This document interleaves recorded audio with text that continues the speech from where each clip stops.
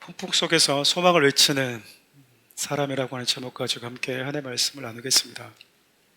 여러분, 예수님을 믿고 따른다라고 하는 것을 참 여러 가지 의미로 우리가 살펴볼 수 있어요.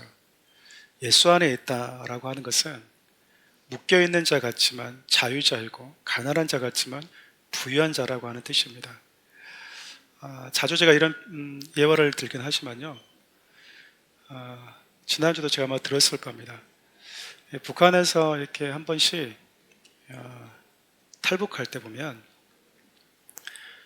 중국 공안들과 이게 치열하게 몸싸움하고 쫓고 쫓기는 것, 여러분들이 한 번쯤은 보지 않았을까 싶어요. 그렇죠? 근데 이분들이, 여러분, 탈북한 분들이 막 도망 나와서 어디로 달려가는지 아시죠? 대사관을 찾아갑니다. 대사관으로. 여러분, 대사관에 딱 들어가게 되면 참 놀라운 일이 벌어져요. 대사관 안으로 딱 들어가는 순간 보호를 받습니다. 대사관 안으로 들어가는 순간 내가 이전에 어떻게 살았는지와 상관없이 더 이상 공안은 쫓아올 수가 없습니다. 왜냐하면 그 대사관 안은 미국 대사관이라고 하면 미국의 통치가 임하는 곳이기 때문에 그래요. 그래서 여러분, 무장한 공안들이 들어오는 순간 전쟁으로 간주되어지는 것이죠. 여러분, 예수 안으로 들어왔다라고 하는 것은 죄와 죽음이라고 하는 그 쇠사슬에서 자유케 되었다라는 겁니다. 여러분들이 이 땅에 성공하기 위해서 더 많은 것을 가지고 또 더 많은 것을 누리기 위해서 치열하게 살아가지만 결국 그 끝에 가보면 모든 사람들은 결국 행복을 원하죠. 근데 모든 행복의 궁극적인 출발선은 생명에 전제되어 있을 때 가능합니다. 여러분, 생명에 전제되어 있지 않은 행복이 있을까요? 왜냐하면 생명과 사투를 벌리는 자들을 여러분들이 가까이서 단 한 번이라도 진작에 보신 분들이 있다면 그분들에게서 가장 큰 꿈은 사는 것입니다. 건강하는 것이죠. 우리 주위에 있는 셀 수 없는 약국들, 수많은 병원들이 우리에게 주는 메시지가 있어요. 수많은 병원과 대형 병원들, 수많은 약국들이 우리에게 주는 메시지는 아주 간단하죠. 사람들은 건강하길 원한다. 사람들은 살길 원한다. 사람들이 보면 그렇죠.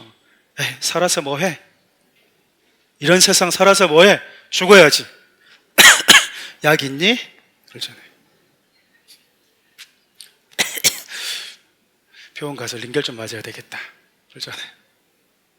사람은, 여러분, 죽음에 대해서 쉽게 함부로 말해서는 안 되는 게요, 진짜 죽음이 문턱까지 갔다 온 사람들이 있어요. 그분들은 갔다 오면서 느끼고 경험하는 분명한 메시지들이 있잖아요. 생명이 얼마나 소중한 것인가. 그런데 그 소중한 생명이 우리에게 일시적으로 유한하게 허락되어 있다는 겁니다. 내가 좌우지할 수 있는 게 아니라 선물이라는 거예요. 내가 산 것도 아니고 내 힘과 내 능력으로 내 인생을 더 늘릴 수도 없는 거죠. 정해진 그 어떤 기간 동안 살아가는 것입니다. 예수를 믿게 되면요, 바로 이 생명과 죽음에 대해서 완전한 정리가 된다고 할 수가 있어요. 바울이, 여러분, 감옥에서 손발이 쇠사슬로 묶여 있잖아요. 그런데 손발에 묶여 있지 않은 총독과 왕 앞에서 당당하게 어떻게 얘기하냐면, 내가 이렇게 사슬에 매인 것 외에는 당신들 모두가 나와 같이 되었으면 좋겠습니다 라고 이야기를 해요. 여러분, 사람들한테 한번 물어보십시오. 당신이 만약에 둘 중에 하나가 되고 싶다면 손발에 묶여있는 바울과 같은 죄수가 되고 싶습니까?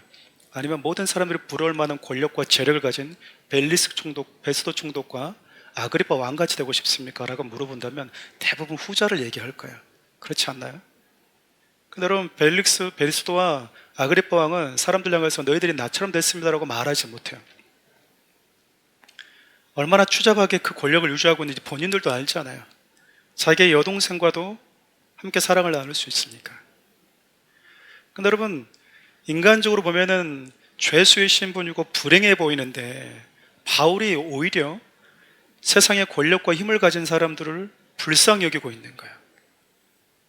니들이 나처럼 됐으면 좋겠다. 내가 너희들처럼 됐으면 좋겠고 너희들이 참 부럽다라고 말하는 것이 아니라 네가 나처럼 됐으면 좋겠다.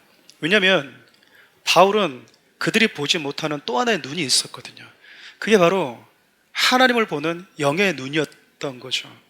여러분, 우리가 가시적으로 가지고 이 눈이 볼 수 있는 것은 한계가 있어요. 그렇지 않나요? 근데 바울의 눈은 어떻게 보고 있을까요? 세상의 관점으로 보면 분명히 자기 두 손에 발에 착고가 차인 게 맞는데 하나님의 시선으로 보니까 그들이 죄와 죽음에 묶여 있는 거예요.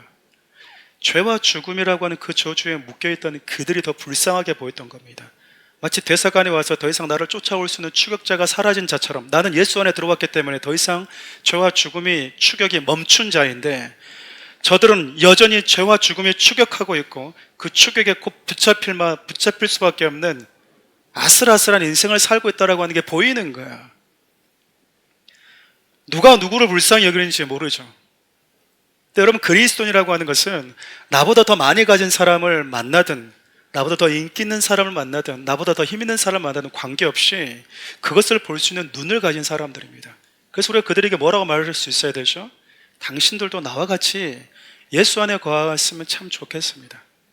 당신도 나와 같이 예수 안에 오게 되면 죄와 죽음의 추격이 멈추게 될 것입니다 라고 말할 수 있는 사람, 그럼 그것이 그리스도인이 아니겠습니까? 바울에게 그런 시선이 있었고 그런 눈을 가지고 있었어요. 저는 우리 청년들, 우리 성도들 모두에게 그런 눈들이 있었으면 좋겠습니다. 그것이 보일 때요, 나보다 더 많이 가지든 세상적으로 유명하든 관계없이 그들의 영혼이 국률이 불쌍하게 보이는 거예요. 내 눈에 보이는 것만 가지고 보다 보니까 내가 불행해 보이고 내가 없어 보이고 못나 보일 뿐인데, 결국 내가 이 땅을 떠나서 누구 앞에 설지를 알게 된 사람들의 눈에는 누가 진짜 불쌍한 사람인지 분별할 수 있는 지각, 눈을 가질 수 있다는 거죠. 바울이 여러분 그렇게 마지막 신문을 받은 이후에 그토록 가고 싶었던 가이사랴 앞에 서기 위해서, 황제 앞에 서기 위해서, 그 황제 앞에서 복음을 전하기 위해서 이제 로마로 가는 배를 타게 됩니다. 율리오라고 하는 백부장 인솔아에서, 그리고 아우구스도라고 하는 당시의 로마 황제 직할 부대죠. 그 부대 인솔아에서 배를 타고 가고 있는데 한 4,000km, 가이사랴에서 한 4,000km 정도를 배를 타고 가야 된다고 그래요. 이때 당시에 바울의 나이가 한 60세 정도로 추정이 됩니다. 그러니까 완전 나이든 할아버지 다 됐어요. 근데 여러분, 우리 60대면 이제 다 늙어서 힘이 없잖아요. 그렇게 생각하잖아요. 바울은 내 인생 끝날 때까지 복음, 예수님이 누구인지, 하나님이 결국 죄와 죽음이라고 하는 이 그늘 아래 살고 있는 모든 인류에게 생명의 길을 주시기 위해서 무슨 일을 하셨는지 그거 사람들에게 알려주고 싶다, 그 말이죠. 코로나의 백신이 발견됐다는 거 알았는데 여러분, 침묵하고 있는 사람은 여러분 어떤 사람들이겠습니까? 근데 바울은 침묵하지 않겠다라는 거야. 그것에 대한 분명한 믿음이 있었기 때문에. 근데 여러분, 바울이 로마로 갈 때 하나님이 말씀하신 곳으로 가는 거잖아요. 하나님이 알려주신 곳으로 가는 거잖아요. 근데 여러분, 그 길을 가는데 어떤 신분으로 가냐면 죄수의 신분으로 갑니다. 자, 이 말씀을 이렇게 볼 때마다 제 안에 선입견이 무너지고, 그리고 우리가 보통 알고 있었던 선입견들도 충분히 무너지지 않을까라는 생각이 듭니다. 무슨 말이냐면, 우리는 보통 하나님이 나를 부르셨고 하나님이 정하신 곳으로 순종해서 간다고 하면 적어도 나름 영광스러운 모습으로 가지 않을까라는 사고를 갖고 있지 않습니까? 마치 특정한 교회에서 우리 교회 강사로 와주십시오 초청받듯이 나름 대접을 받으면서 갈 거라고 하는 생각을 가지고 있거든요. 저만의 생각인가요? 근데 바울은 하나님께서 말씀하신 곳에서 하나님의 뜻대로 그분이 원하는 곳으로 가고 있는데, 내가 원하는 곳, 내가 가고 싶은 곳을 가는 게 아니잖아요. 그런데 여러분, 어떻게 가냐면 죄수의 신분으로 갑니다. 착고의 차인처로 가고 있다, 그 말입니다.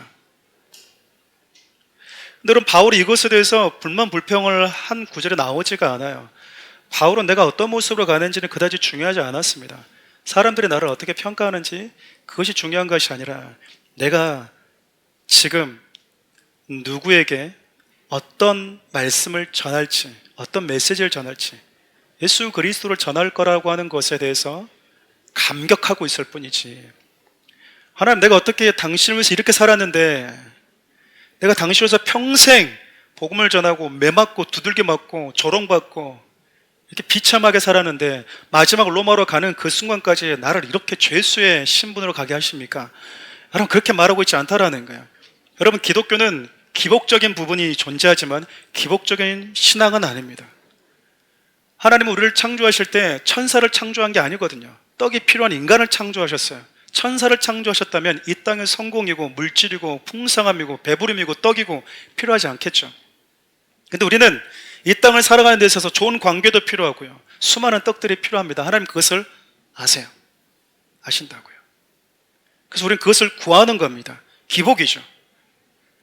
그것을 구하지 않는 게 신앙이냐? 그렇지 않습니다. 여러분, 그걸 구할 수 있어야 됩니다. 기복이든 내 삶 가운데 신앙이 이어지든 다 구할 수 있어야 돼요. 그런데 그것이 목적이 되지는 않아요.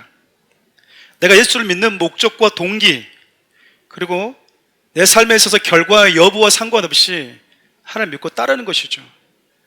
만약 우리가 하나님을 믿고 따르는 이유가 내가 기도했던 기복의 결과라고 한다고 그러면 그것이 여러분 기복 신앙이 되는 거예요. 우리가 굳이 하나님 앞에 하나님 부르시는 그 어떤 현장으로 갈 때 바울처럼 꼭 죄수의 신분으로 가야만이, 그러면 신앙적으로 참 멋들어온 거냐? 그렇지도 않습니다. 우리는 이런 모양으로 갈 수도 있고 저런 모양으로도 갈 수 있는 거예요. 그것은 그렇게 중요하지 않습니다. 바울이 여러분 빌립보서 1장 17절 18절 보면 그런 표현을 써요. 바울이 로마에 옥에 갇혀 있습니다. 옥에 갇혀서 지금 빌립보라고 하는 교회에다가 편지를 썼어요. 바울이 옥에 갇혀 있으니까 어떤 사람들은 바울을 시기 질투하는 마음을 가지고 설교하고 복음을 전했다라고 이야기합니다. 바울의 영향력이 있었으니까, 바울의 지도가 다 마음에 들지는 않았을 거 아니에요. 그러다 보니까 시기하고 순수하지 않는 마음을 가지고 내가 바울보다 더 설교 잘한 사람이라고, 때로는 어떤 사람들은 의시되기 위해서 사역했던 사람들이 있었대요. 그 소식을 감옥에 갇혀있는 바울에게 사람들이 와서 전해준 겁니다. 그럼 여러분, 우리 같으면 어떨까요? 뭐야, 그 녀석이 그랬다고? 그 심한 녀석, 내가 감옥에서 나가면 가만 안 둔다고 그래? 우리 충분히 그럴 수 있잖아요. 근데 바울은 그렇게 얘기하잖아요. 괜찮다. 전해지고 있는 게 예수님의 이름이라면, 전해지고 있는 게 예수 그리스도의 복음이라면 나는 그걸로 충분히 기쁘다. 그 사람들이 나를 어떻게 평가하든 나를 어떻게 대우하든 별 관심이 없다라는 거예요. 여러분, 교회 생활을 어렸을 때부터 해오신 분들은 아시겠지만 저 역시도 어렸을 때부터 교회 생활을 해오다 보면 사람들이 모여있는 교회에서 크고 작은 문제들이 발생하는 많은 이유 중에 하나가 나를 대접해주지 않았다라는 거예요. 나를 무시했다라는 겁니다. 왜 나를 그렇게 무시하지? 내가 돈이 없어서 무시하는 거야? 그런 사람 없어요. 내가 인기가 없어서 무시하는 거야? 내가 돈이 없어서 나를 무시하는 거야? 그런 사람 없습니다. 근데 여러분, 그런 대우를 받았다고 생각되면요, 불쾌할 수밖에 없는 거죠. 마음이 여러분 상하는 거예요. 근데 여러분, 그거 아셔야 되죠. 교회는 대접받기 위해서 오는 게 아니에요. 여러분들 문턱을 들어오는 순간 여러분들의 세상 속에서 어떤 재력이 있건 어떤 권력이 있건 어떤 실력이 있는 사람 상관없이 교회 하나 들어오게 되면 여러분과 제 이름은 딱 하나로 바뀝니다. 성도예요. 성도. 성도라고요. 돈 많은 성도, 성공한 성도, 그런 거 없어요. 그런 거 없습니다. 그냥 다 우리는 하나님의 말씀을 듣는 그분의 은혜가 필요한 자들일 뿐인 거예요. 그 이상도 그 이하도 아닙니다. 교회에서 여러분, 우리가 한 형제고 동등하다라고 하는 건 같은 하나님을 믿는 사람들이기 때문에 그래요. 많이 가졌다고 해서, 적게 가졌다고 해서 열등감, 우월감은 한 끗 차이일 뿐, 그럼 본질적으로는 똑같습니다. 많이 가졌다고 여러분 우월한가요? 적게 가졌다고 열등감을 갖나요? 거기서 오는 상처와 우월감에서 나오는 그런 교만도 다 똑같은 것들이에요. 여러분, 하나님께서 인간의 몸을 입고 우리 가운데 오셨어요. 요한복음은 그렇게 표현하죠. 당신이 창조한 세상 가운데 왔는데 사람들 관심이 없었답니다. 예수님이 오셨는데요, 세상을 창조한 분이 오셨는데 관심도 없대요. 사람들이 아담과 하와가 범죄했을 때 마귀가 와서 했단 말이 그거잖아요. 네가 하나님이 되어서 하나님 없는 삶을 살아라는 거야. 왜 바보같이 하나님의 통치 아래 살려고 하냐? 왜 그 그늘 아래 살려고 하냐? 네가 하나님이 되면 하나님은 저기 멀리 버려버리고 네가 하나님이 돼서 살면 되지. 여러분, 지금도 우리가 살고 있는 세상이 그러잖아요. 하나님 없는 세상에 너무 익숙해져 있어요, 사람들이. 기독교인들이라고 하는 것이 어떤 존재들입니까? 우리는 하나님이 있어야 됩니다. 우리는 하나님의 통치 아래 거해야 됩니다. 물고기가 물 속에 살아야지. 가장 행복하고 물고기다운 것처럼 우리 인간은 신으로 창조된 것도 아니거든요. 우리는 영원한 존재로 창조된 게 아니잖아요. 물에서 나오면 여러분 필연적으로 죽음을 피할 수 없듯이 우리 인간은 하나님을 떠나서는 존재할 수 없는 그렇게 존재로 지음을 받았거든요. 그것을 겸손하게 인정할 것이냐, 그것을 거부할 거냐의 차이일 뿐이죠. 그 생각이 두 개의 세상으로 나눠버린다고요. 그러니까 여러분, 예수님이 와도 알아보지도 못하고 관심도 없는 거야. 근데 여러분, 우리 예수님이 어떻게 하셨죠? 야, 내가 창조주인데 나를 못 알아봐? 내가 너희를 지었고 내가 너희들이 살 수 있는 세상을 만든 하나님인데 나를 무시해? 그리고 그분이 이 땅에 오신 목적을 다 그냥 폐기 처분해버리고 포기하고 다시 하나님 보좌로 올라왔나요? 아니요. 그분은 사람들의 평가, 무시, 조롱 관계없이 당신이 이 땅에 오신 모든 사역들을 그대로 다 마치고 가십니다. 여러분, 그게 그리스도인인 거예요. 목사님, 저 기분 나빠서 안 하려고요.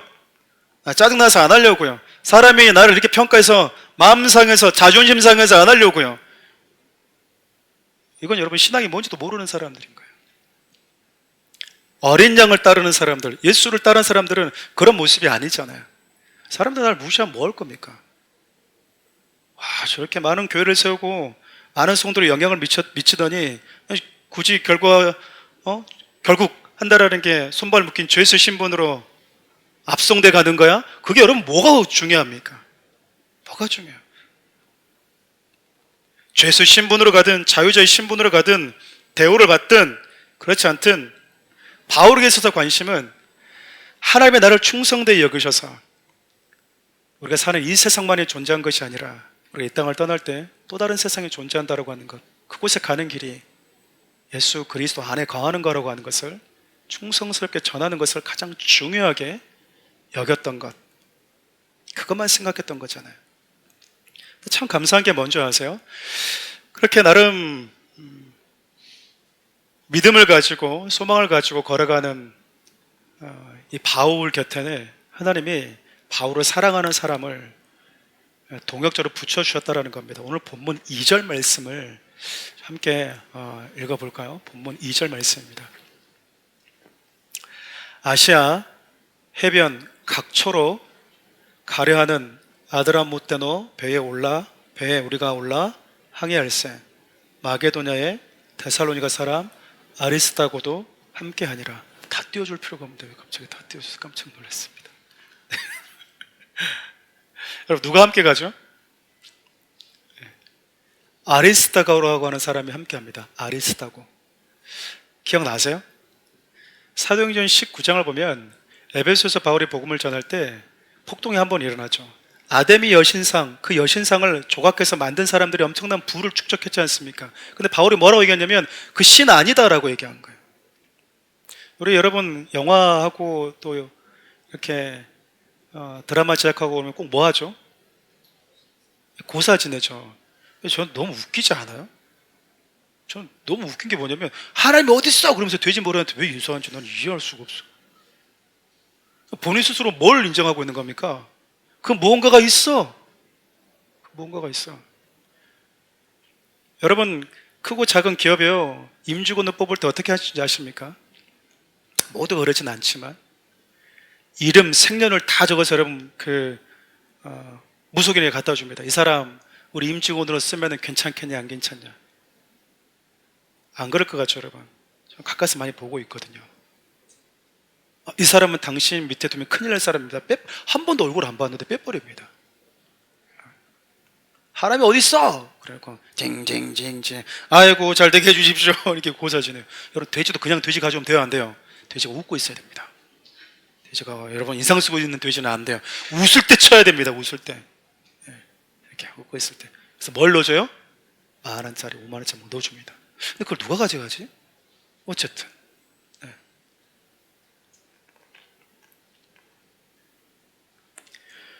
여러분, 상쇼 보면 글지 않나요?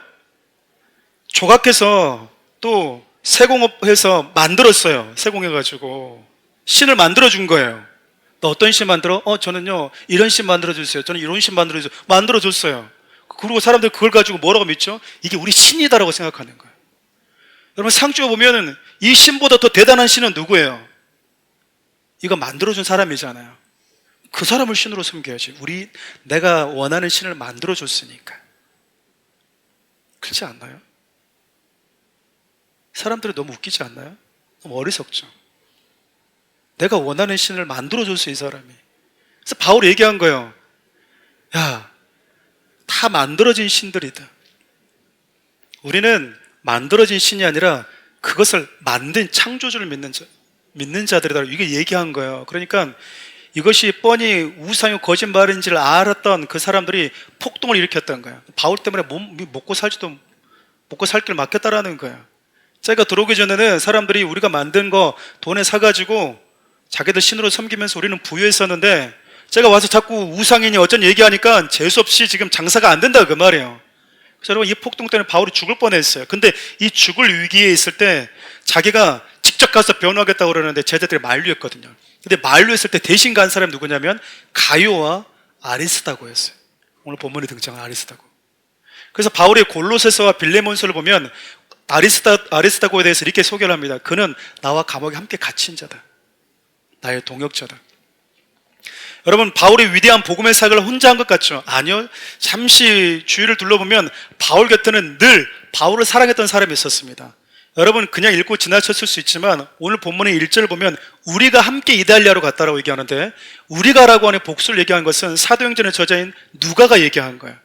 그러니까 여러분, 아리스다고만 함께 간 게 아니라 의사였던 누가도 함께 갔던 겁니다. 여러분, 죄수들 압송하는 그 배에 죄수도 아닌데 의사인 누가와 아리스다고가 바울 곁에 함께 있어주겠다고 기꺼이 탑승한 거예요. 누가는 의사였기 때문에 바울의 바울의 건강을 돌보기 위해서 함께 했던 것 같아요. 여러분, 바울이 지금 혼자 가는 것 같지만 바울 곁에서 아리스다고가, 누가가 바울이 가는 그 여정 속에 힘이 되어주고 위로가 되어주고 좋은 친구가 되어주고 있는 거예요. 제가 사랑하는 우리 교회 처음 시작하면서 제가 이 말씀을 이렇게 읽으면서 그런 마음이 들더라고요. 나에게도 그런 성도들이 참 많이 있었구나. 왜냐하면 여러분, 우리 교회 주위에는 역사가 깊은 교회들이 많이 있잖아요. 대형교회들 많이 있고. 여러분, 내노라고 하는 베테랑 목사들이 많습니다. 저는 개척 시작했을 때 이제 초보 아빠잖아요.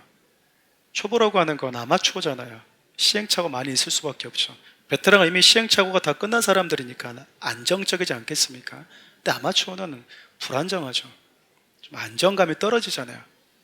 그런데도 불구하고 저를 사랑해 줬던 분들, 기꺼이 저와 함께 해주겠던 분들, 우리 집사님들, 우리 청년들이 있어서 내가 여기까지 왔구나 라는 생각들이 들더라고요.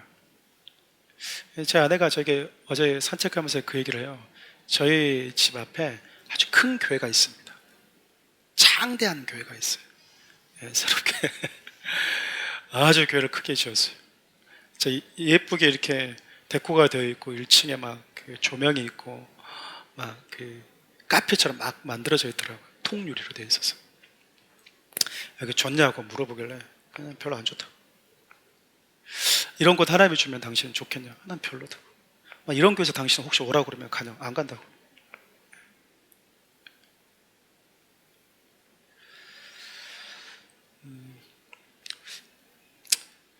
제 카톡에 별 관심 없으시겠지만 제 카톡에는 이렇게 종종 이렇게 대문 글을 좀 바꾸는데, 제가 카톡 생긴 이후로 딱 2번 바꿔봤습니다. 딱 2번. 첫 번째, 제가 대문 사진을 뭐라고 썼냐면 평생 하나님 앞에 사는 자이고 싶다라고 하는 글을 올렸었어요. 그게 진짜 제 마음이었으니까. 사람이 보든 그렇지 않든 사람의 평가에 너무 관심 갖지 말고 하나님이 나를 어떻게 보시는지. 그러고 나서 2번째로 바꾼 게, 사랑하는 우리 교회 시작하면서 한 1, 2년 지나고 나서 제가 바꾼 게 뭐냐면요, 내가 가장 소중하게 여기는 보물, 그것은 나의 가족과 사랑하는 우리 교회 성도이다 라고 적어놨어요. 생각해보니까 진짜 그래요. 내 인생 가운데 가장 중요한 게 뭘까? 가장 소중한 게 뭘까? 생각해보면 그리 많지 않더라고요. 그냥 가족, 그리고 저를 믿고 함께 해준 우리 사랑하는 우리 교회 성도들, 그런 성도들이 있었기 때문에 사랑하는 우리 교회가 지금껏 항해를 잘해오고 있었던 게 아닌가. 그래서 여러분들에게 늘 감사한 마음이 있어요. 진심으로. 바울이 여러분 혼자 로마로 갔던 것이 아니라 주의 하나님께서 이렇게 사랑하는, 자기보다도 자기 생명을 더 소중하게 여기는 사람들을 하나님이 바울 곁에 붙여주셨기 때문에 그렇게 외롭지 않게 갈 수 있지 않았을까. 여러분 인생 가운데 하나님 부르신 여러분들만의 또 다른 로마가 있을 거예요. 하나님이 가라. 그 인생의 여정 끝까지 잘 완주할 수 있도록 여러분 함께하는 동역자들이 있습니다. 혼자 가기가 참 힘듭니다. 그 동역자가 여러분 바로 지금 여러분 옆에 있는 분들이세요. 한번 여기 옆에 한번 쳐다봅시다. 네. 앞뒤도 한 번씩 살짝 봐주면. 네. 여러분 혼자는 진짜 힘들어요. 혼자는. 여러분 저는 목사잖아요. 제가 혼자 온 게 아니고 성도들이 도와줬다도 있지만 성도들이 함께하고 있는 그 존재 자체가요. 그 자체가 제가 참 많이 힘이 됐었습니다. 내가 우리 성도들한테 실망을 주면 안 돼. 어디 가서 우리 성도들이 당당하게 우리 목사님 이런 분인데라고 이렇게 좀 부끄러워하지 않는 목사가 내가 되어줘야 되겠다. 너 어느 교회 목사야? 이번에 사건 터진 데 있잖아. 그게 이러지 안 해야 되겠다. 그냥 우리 성도들이 어디 가든지 우리 목사 이런 목사님입니다 라고 말할 수 있는, 자랑은 아니더라도 이름 밝히는 거 부끄러워하지 않는 목사가 되어야 되겠다. 그게 저로 하여금 게으르지 않게 만들어준 것 같아요. 그리고 여러분들이 사랑하는 우리 교회 공동체가 있다고 하는 것은 우리가 함께 하나님이 우리에게 맡겨주신 그 믿음의 여정을 해나갈 때 함께 진심으로 기도해주고 도와줄 수 있는 함께 선 동역자가 있다는 겁니다. 그리고 혼자 나홀로 신앙생활을 하려고 하지 마십시오. 소그룹 하는 이유는요, 소그룹 하고 안 하고가 교회가 뭐가 큰 이득이 있겠습니까? 그렇지 않나요? 오히려 여러분은 교회 안에 깊이 들어오고 소그룹을 하면 할수록, 여러 사람을 만나면 만날수록 마음 상할 일은 하나 더 쌓일 수밖에 없어요. 우리 다 연약하기 때문에 그렇습니다. 그런데 여러분 그것을 각오하고도 부딪히면서 그 사람을 끌어안으며 가면서요, 우리 안에 영적인 사이즈가 넓어지는 거예요. 하나님은 영혼을 사랑하는 마음을 달라고 기도할 때 요술방망이 뚝 두드려서 우리 마음을 한 칸 넓혀주는 것이 아니라 내 마음이 넓어질 수 있는, 내가 누군가를 사랑하면서 지금의 내 마음이 한 사이즈 넓혀질 수 있는 사람을 보내주세요.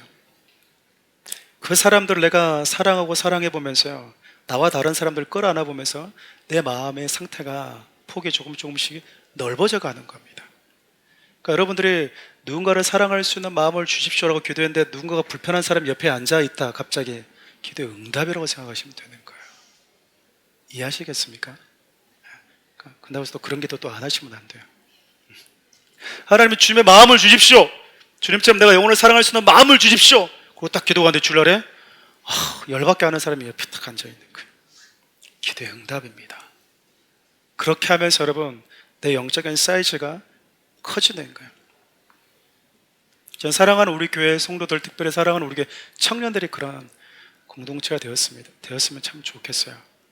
사랑하는 이제 청년들이 모이다 보면 여러 가지 혈기왕성하기 때문에 인생을 살다 보면 이제 무엇이 중요한지 이게 돼버리거든요. 그게 뭐가 중요한지 그거 갖고 싸우는 거요 이게 되는데, 이 젊은 청년 시절 때는 또 그러지 않거든요. 사소한 것에 진짜 목숨을 걸 수도 있습니다. 제가 예전에 있었던 청년들을 보면 자매님들이 70% 있었어요. 형제들이 30%. 그래서 우리 민기 집사님 같은 형제들이 딱 들어오면 자매님들이 이렇게 눈여겨봅니다. 이러고 눈여겨봤을 뿐이잖아요. 근데 자기는 이미 마음에 찍은 거예요. 근데 찍은 사람들이 동시다발적으로 너무 많아. 찍은 사람들끼리 적이 됩니다. 여러분, 찬물도 식은 밥도 위아래가 있는데 언니부터 언니 그런 게 어디 있어요? 여러분 나누잖아요. 이제 상담을 하잖아요. 목사님, 하나님이 저한테 그런 응답을 줬어요. 무슨 응답은요? 하나님이 그 형제님을 저에게 너를 위해서 보내줬다라고 응답을 주시더라고요. 그래요? 알겠다고. 기도해보자고. 또 다른 자매가 와서 목사님 기도하는데 자꾸 하나님이 그 자매님, 그 형제님을 자꾸 기도에 생각나게 하세요. 이거 하나님 뜻이죠. 제가 그럴 때마다 얘기합니다. 지금 그 얘기하고 간 사람이 벌써 4명입니다. 그럼 목사님 기도할 때마다 왜 생각날까요? 기도해서 생각나는 게 아니라 좋아하니까 생각이 나는 거예요. 자꾸 좋아하니까 생각이 나는 거예요. 마음이 있으니까. 이 형제보다 이분이 더 믿음이 좋다니까요? 근데 그건 하나님 뜻이 아니래. 내가 기준이잖아. 내가 기준. 내가 원하는 사람이 내 마음에 맞으니까. 여러분, 기도 중요합니다. 근데 누군가를 만날 때는 내가 마음에 맞아야 되는 거예요. 하나님이 만나 그렇지 않습니다. 여러분, 공동체 안에 있으면 또 어떤 일이 벌어지냐면 바꿔줘. 이거 진짜 자주 합니다. 바꿔줘. 목사님 바꿔줘요. 뭘 바꿔줘요? 속으로 바꿔줘요. 저 형제를 바꿔줘요. 쟤 없는 곳으로 보내줘요. 제가 맡았던 청년부는 나이들이가 많은 청년부였어요. 35세, 45였었기 때문에 딱 하나밖에 없었거든요. 다른 35세 이전의 청년들은 꽤 많았습니다. 청년 1부, 3부, 4부, 5부 많았었는데 35세, 45세 청년은 딱 제가 맡고 있는 딱 하나였거든요. 갈 데가 없어. 정말 갈 데가 없어. 갈 데가 없었어요. 바꿔달라고 할 수가 없잖아요. 근데 뭐 때문에요? 그러면 마음 상한 거예요. 그 오빠가요, 그 언니가요, 이렇게 걔가요 버리장머리 없이 내가 먼저 가로챘다고. 그 오빠랑 연락하고 있는 거 내가 봤어. 막 이래. 뭔 소리요? 아니요. 왜요? 교회 끝나고 가는데 옆에서 그 오빠랑 커피 마시고 막 이래. 커피 마시고 있었대. 그 오빠하고. 그거 웃었다고. 커피 마시고 있었으면은 당신을 싫어한다라는 거요 이렇게 말하고 싶은데 말을 못 하잖아요. 제가 또 상처받을까 봐. 그래 어떻게 커피집을 다 물 닫아 버릴까 내가? 아니 됐어요. 막 우리가 여러분 그리스도 안에 좋은 믿음의 공동체가 되는데 방해하는 참 많은 것들이 있습니다. 근데 그 안에 보면 내가 가지고 내 성향, 나의 바람, 나의 마음, 나의 기분. 여러분 사람들이 많이 모이면 다 여러분과 같다고 생각하지 마십시오. 저도 여러분의 성향과 다를 수 있지만 여러분도 제 성향과 달라요. 아세요? 다 끌어안고 있지 않습니까? 종종 그런 표현 제가 종종 썼잖아요. 성도들 여러분 기분 나쁘면 목사 바꿀 수 있습니다. 교회를 바꿀 수가 있어요. 여러분들의 그런 선택이 있잖아요.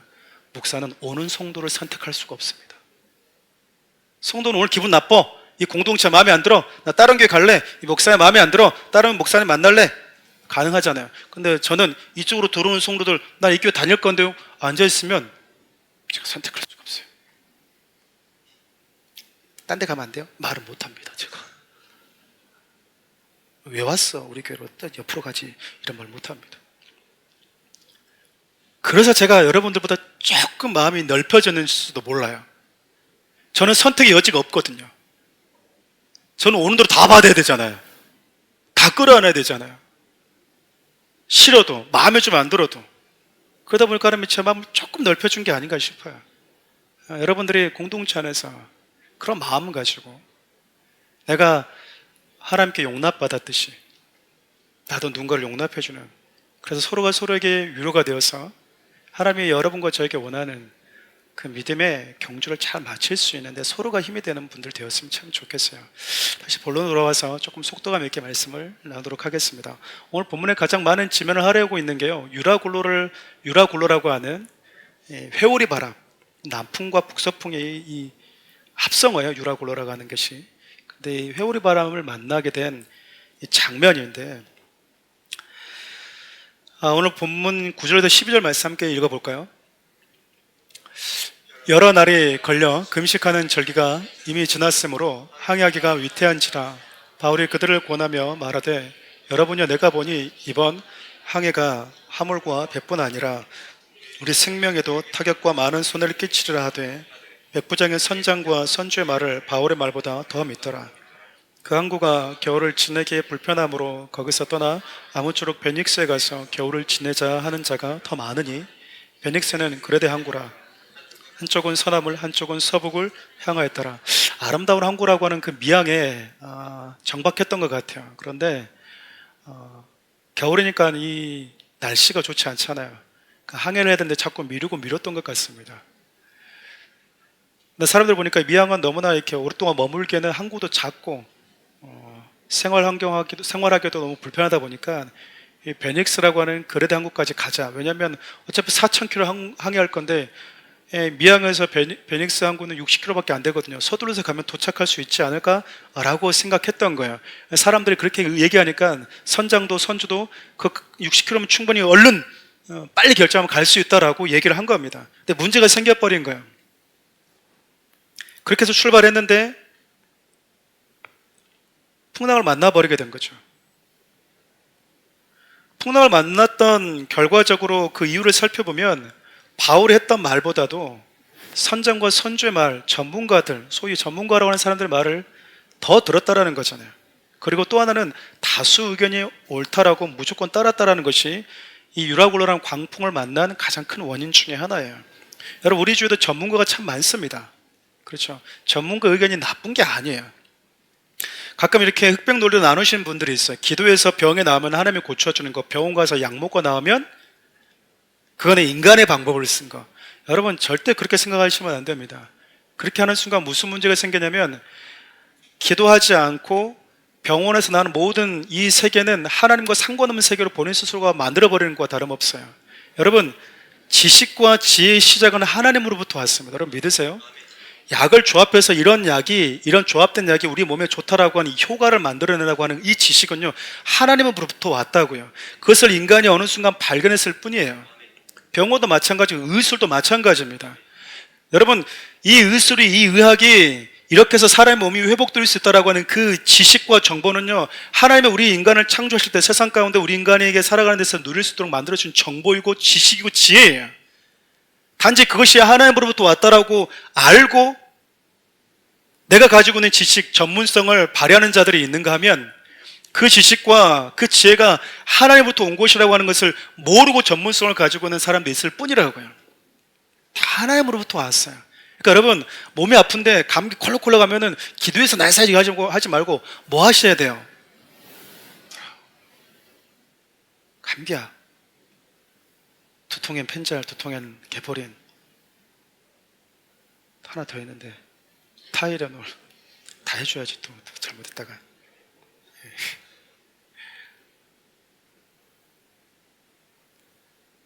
전문가들의 말을 들은 게 잘못된 게 아니거든요. 여러분, 그 전문가들이 가지고 있는 그 지식이 하나님으로부터 왔다라고 하는 사실을 알게 되면요, 우리가 궁극적으로 갖게 되는 마음이 뭐냐면 어떤 선택을 할 때 가장 중요한 건 그 선택에 있어서 하나님의 뜻이라는 거예요. 가끔 제가 그 청년 시절 때나 성도 시절 때 권사님들이나 집사님들과 어울리다 보면 어떤 말을 종종 들을 때가 있냐면, 목사님이 사회 물정이 없어서 그래, 사회 경험이 없어서 그래, 이런 말들을 종종 들은 적이 있어요. 여러분들 들어보셨나요? 여러분, 저는 사회 경험 많이 했으니까 그런 경험 하지 않으셔도 돼요. 여러분, 근데 그런 마음을 가지고 있는 사람이 목회자를 통해서 들려주는 메시지를 들으면 그게 들릴까요? 하나님의 말씀으로 받아들여질까요?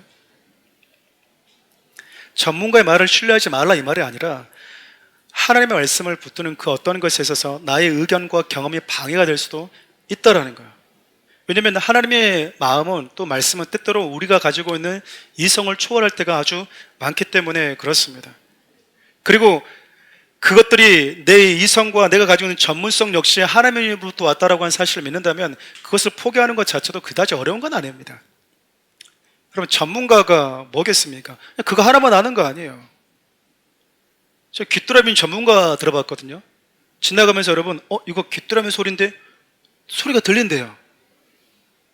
근데요, 방앗개비 소리는 못 들더라고. 여치 소리는 못 들어요. 나비 소리는 못 듣습니다. 그냥 그 곤충에 대해서만 전문가예요.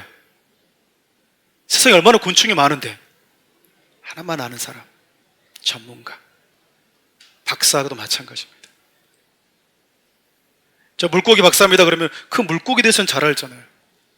여러분, 제가 목사였는데도요, 시간이 지나면서 뭘 느낀 줄 아십니까? 여러분과 함께 목회를 하고 말씀을 가르치면서 느끼는 게 뭐냐면 내가 모르는 게 참 많다. 말씀을 보면서도 내가 모르는 게 너무 많고 어려운 게 참 많다. 진짜 무식함 용감하다고. 자, 용감하니까 이 강단에 서서 말씀을 전하는 것 같다 라고 느낄 때 여러분 한두 번이 아니에요. 그리고 저의 한계를 참 많이 봅니다. 내 의지와 상관없이 나의 능력이 요 정도구나, 더 이렇게 해주고 싶은데 요만큼밖에 안 되는 게 나의 지금의 모습이구나, 부정할 수가 없는 거예요.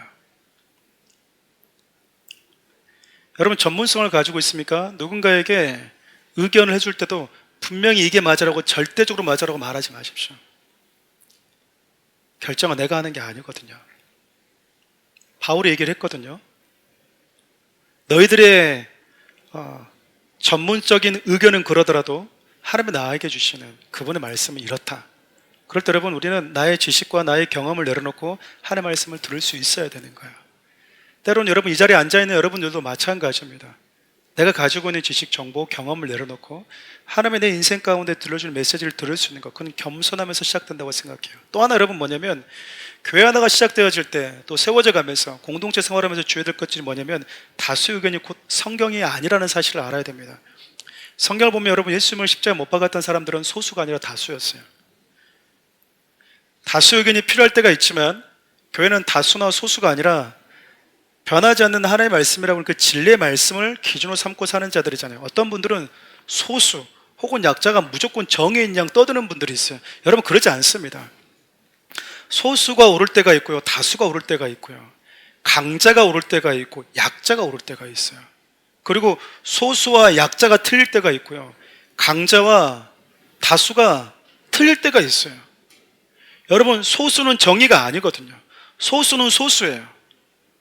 다수는 다수일 뿐이지 그 어떤 것도 정의가 아닙니다. 그러니까 우리는 언제든지 얼마든지 오류가 있을 수 있다는 것을 인정할 줄 알아야 돼요. 근데 다수가 그걸 원하니까 옳은 것이라 생각하고 뭐 하죠? 하나님이 이 배를 탄 항해하는 사람들에게 주신 메시지를 그냥 뒤로 하고 항해를 시작해버렸던 거야. 우리 13절 15절 말씀 함께 읽어볼까요?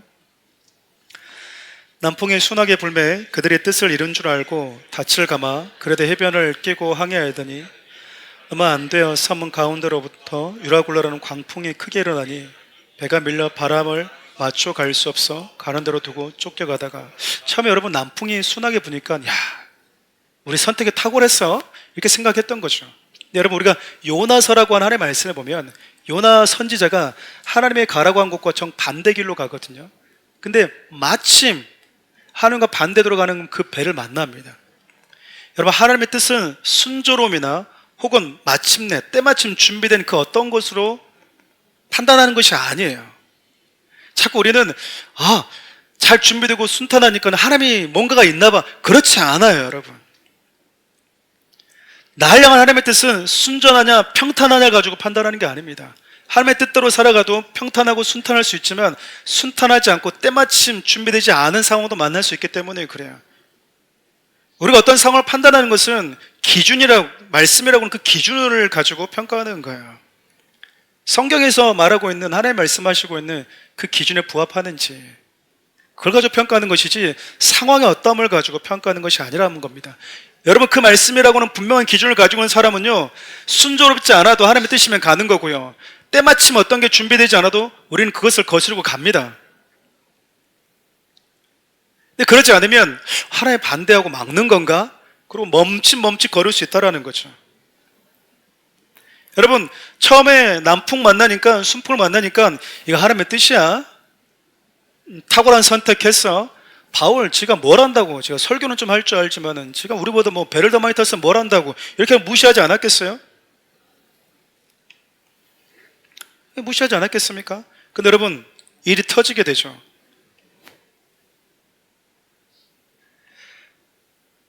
풍랑을 만나게 된 거예요. 그럼 풍랑 딱 만나니까 사람들이 어떻게 됩니까? 할 수 있는 게 아무것도 없어져요. 그 유라굴로라는 풍랑 앞에서 인간이 가진 능력, 재력, 권력, 전문성 아무 소용이 없어요. 아무 소용이 없어요. 내가 어떤 재능을 가졌는지, 얼마나 인기 있고 명예가 있는지 여러분 여기서나 통하는 거지 유라굴로 광풍 앞에서는 통하지 않는다니까요. 여러분 17절 하반절도 마찬가지지만 18절 20절 말씀 함께 읽어볼까요? 우리가 풍랑으로 심히 애쓰다가 이튿날 사공들이 짐을 바다에 풀어버리고 사흘째 되는 날에 배의 기구를 그들의 손으로 내버리니라. 여러 날 동안 해도 별도 보이지 아니하고 큰 풍랑이 그대로 있음에 구원의 여망마저 없어졌더라. 사람들이 여러분 급기야는 뭐하냐면 자기가 배를 출발했을 때 사랑한 사람들에게 가져다 주기 위해서 선물도 막 있지 않았겠습니까? 근데 여러분 자기 살기 위해서 다 버려버리는 거예요. 애지중지했던 거, 소중했던 거 다 버리는 거예요. 여러분 이게 뭘 알려준지 아십니까? 죽음 앞에 서게 되면 사람은 아주 단순해집니다. 정말 심플해지는 것 같아요. 중요한 게 뭔지 딱 하나가 남는 거예요. 여러분 9.1 테러라든지 불행한 이 재난사고를 당했을 때 사랑하는 가족들에게 문자 오는 내용들 보면 다 무슨 내용인지 아세요? 사랑해, 미안해. 아빠가 더 많이 사랑해 주지 못해서 미안해. 무슨 의미일까요, 여러분? 직간접적인 죽음을 경험하고 그 죽음 앞에 서본 사람들이 얘기하거든요. 진짜 사람은 진짜 심플해집니다. 악착같이 가지려고 했던 건 이게 뭐가 필요했어? 하고 버려버릴 정도로.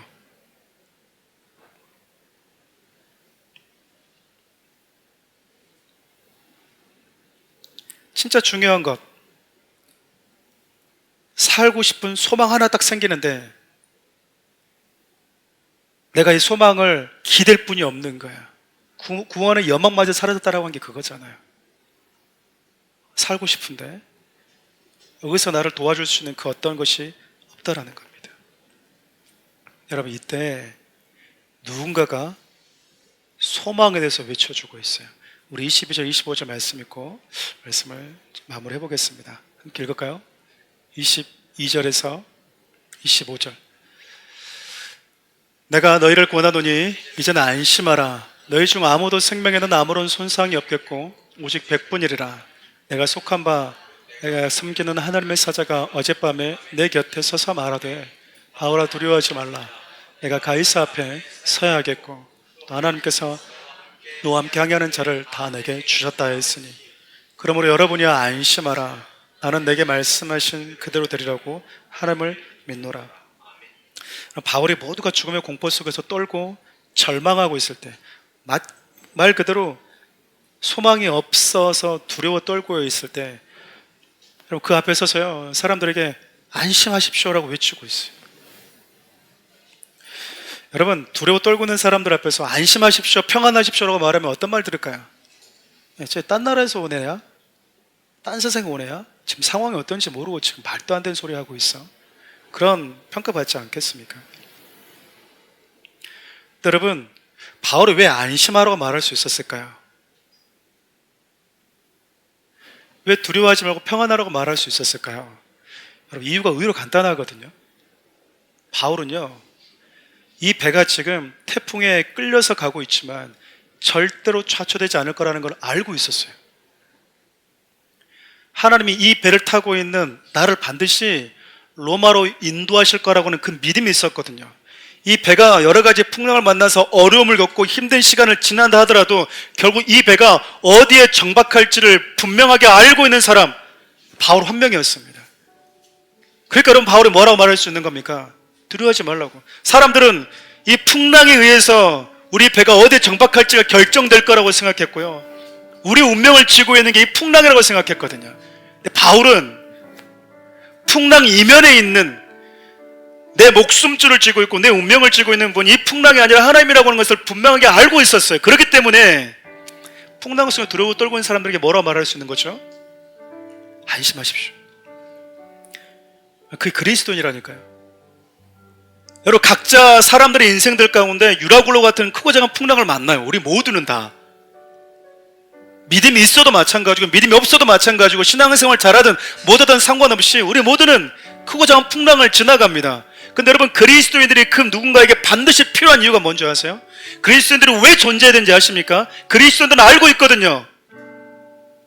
우리 인생의 마지막 순간 우리가 누구 앞에 서야 되는지, 우리 인생의 운명을 쥐고 있는 분이 누구인지 알고 있는 자가 그리스도인이거든요. 그리스도인이 되었다고 하는 것은 내 인생의 시작과 끝을 알게 되었다는 것 아니겠습니까? 내가 어디로부터 와서 어디로 가는지 알게 되었다는 거잖아요. 내 인생의 운명을 누가 지고 있는지 알게 되었다라는 거야.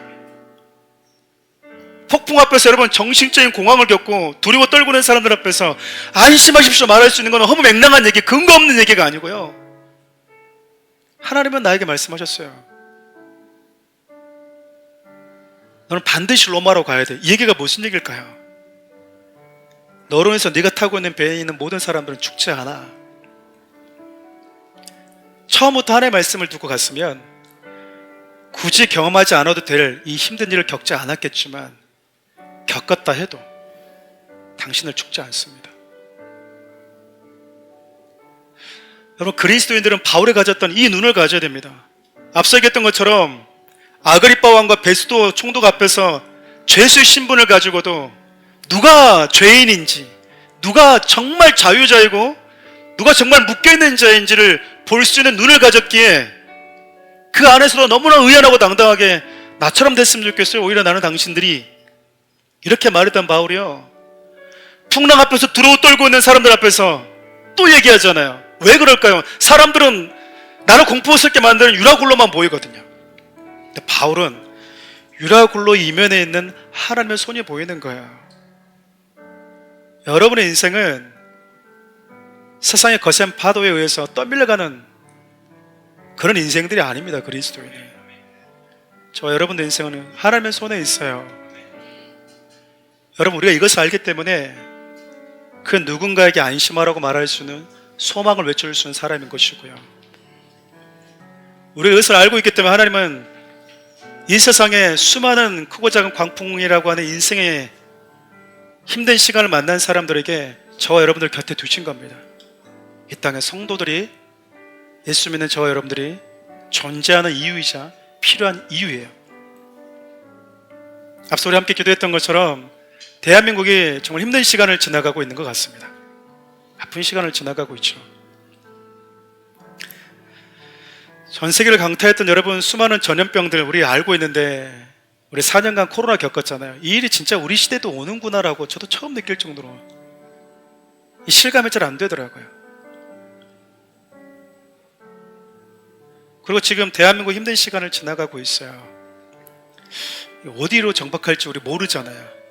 사람들이 두려워하고 있고요, 초조해하고 있습니다. 어떤 이들은 승리했다, 이겼다고 말하고 어떤 분들은 절망하고 있고, 뭐가 맞는 걸까?